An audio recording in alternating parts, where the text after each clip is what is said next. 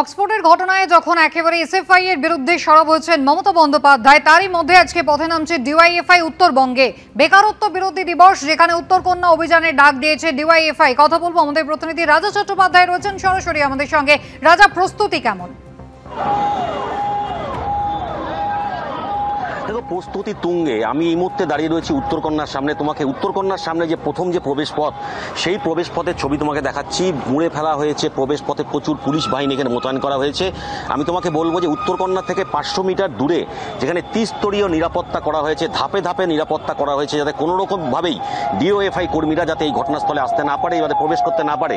এবং সেখানে জল কামানের ব্যবস্থা রয়েছে এবং একাধিক পুলিশি নিরাপত্তা একাধিক থানার থেকে, একাধিক জেলার থানার থেকে কিন্তু পুলিশ এখানে মোতায়েন করা হয়েছে। তুমি ছবিটা দেখতে পাচ্ছ, এটা হচ্ছে মূল গেটের ছবি। উত্তরকন্যা যে মূল গেট, সেই মূল গেটের এখানে ছবি। তুমি জানো আজকে বেকারি বিরোধী দিবস, সেখানে ডিওয়াইএফআই রাজ্য কমিটির ডাকেই এই করা হয়েছে, আন্দোলন শুরু করা হয়েছে।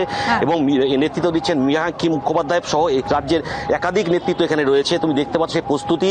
একটার সময় বেলায় ঠিক ডট একটার সময় তারা কিন্তু এখানে আসার কথা, কিন্তু তার আগেই যে ছবিটা আমরা দেখতে পাচ্ছি, এই উত্তরকন্যা থেকে 500 মিটার দূরে ত্রিস্তরীয় নিরাপত্তার ব্যবস্থা করা হয়েছে, যাতে প্রশাসন একেবারে সতর্ক রয়েছে। ত্রিস্তরীয় নিরাপত্তার বন্দোবস্ত উত্তরকন্যার 500 মিটার আগে। রাজা, ধন্যবাদ। 24 ঘন্টার মধ্যে পাঁচটা নোটিশ ধরানো হলো ব্যারাকপুরের প্রাক্তন বিজেপি সাংসদ অর্জুন সিংকে।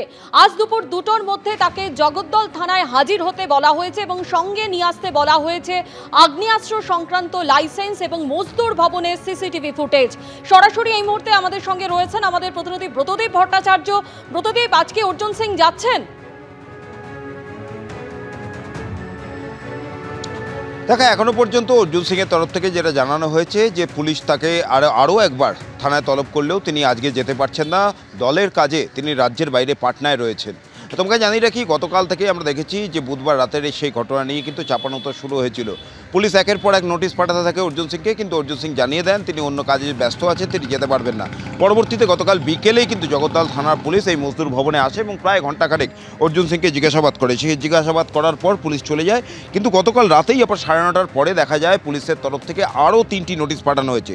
3টি নোটিশের মধ্যে একটিতে বলা হয়েছে যে জিজ্ঞাসাবাদে পুলিশ জানতে পেরেছে যে অর্জুন সিং বুধবারের ঘটনার সময় তার যে লাইসেন্সড আর্মস, অর্থাৎ লাইসেন্স করা যে আগ্নেয়াস্ত্র রয়েছে, সেগুলো নিয়ে ঘটনাস্থলে গিয়েছিলেন। এবং তার পাশাপাশি তাকে বলা হয়েছে যে সেই লাইসেন্স আর্মসের যে নথিপত্র রয়েছে, যে লাইসেন্স রয়েছে, সেগুলো নিয়ে থানায় যেতে এবং কী কারণে তিনি নিয়ে গেছিলেন সেই কারণ পুলিশকে জানাতে হবে।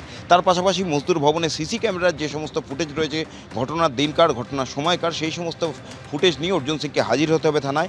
এবং তৃতীয় নোটিশটি অত্যন্ত উল্লেখযোগ্য। তৃতীয় নোটিশে বলা হয়েছে যে বুধবার রাতের ঘটনায় অর্জুন সিংয়ের বিরুদ্ধে এফআইআর দায়ের হয়েছে এবং সেই এফআইআরের ভিত্তিতে পুলিশ এখনও তাকে গ্রেপ্তার করেনি, কিন্তু পুলিশ মনে করছে যে এই ঘটনায় তার যোগ থাকতে পারে, তাকে জিজ্ঞাসাবাদের প্রয়োজন।